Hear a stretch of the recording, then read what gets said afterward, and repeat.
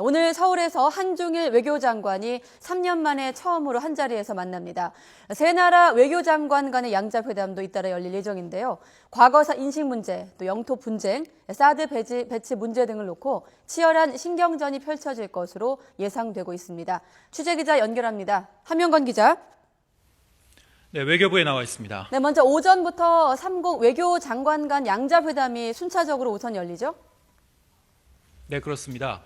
조금 뒤 9시 반부터 한중 외교장관 회담이 이곳 외교부 청사에서 열리게 됩니다. 윤병세 외교부 장관과 왕이 중국 외교부장은 회담에서 최근 뜨거운 논란이 되고 있는 주한미군의 고고도 미사일 방어체계 사드 한반도 배치 문제를 다시 거론할 것으로 보입니다. 최근 정부가 중국을 겨냥해 우리 국방정책에 영향력을 행사해선 안 된다고 밝힌 데 대해서 중국 측이 어떤 반응을 보일지 주목됩니다. 앞서 류젠차오 중국 외교부 부장조리가 한중 차관복급 협의에서 사드 배치에 대해 중국의 우려와 관심을 중요시해달라고 압박한 만큼 왕 부장도 비슷한 기조에서 이 문제를 다시 언급할 가능성이 있습니다.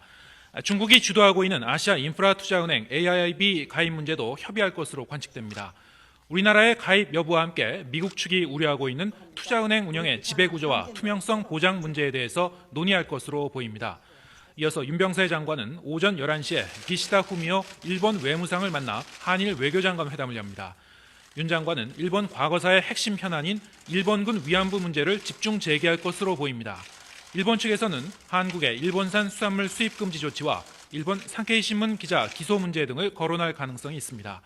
중국과 일본 외교장관 회담에선 랴오이다오 분쟁과 과거사 문제 등을 놓고 논란이 벌어질 것으로 예상됩니다. 네, 이렇게 두 나라씩 먼저 만나고 또 오후에 열리는 한중일 3국 외교장관 회담도 어렵게 만들었다고 들었는데요. 어떤 내용이 논의됩니까?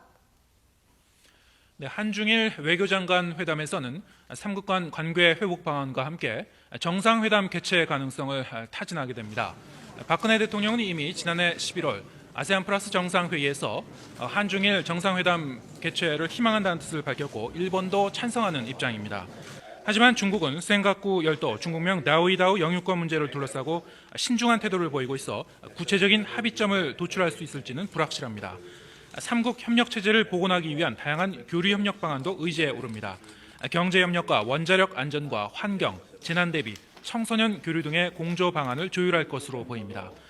북핵 문제를 비롯한 지역 안보에 대해서도 의견을 교환할 것으로 관측됩니다.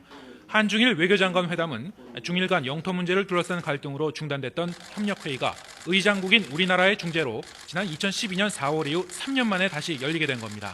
어렵게 마련된 자리인 만큼 3국 협력 체제를 다시 복원하고 관계 발전에 대한 가능성을 확인하는 계기가 될지 주목되고 있습니다. 지금까지 외교부에서 YTN 함영건입니다.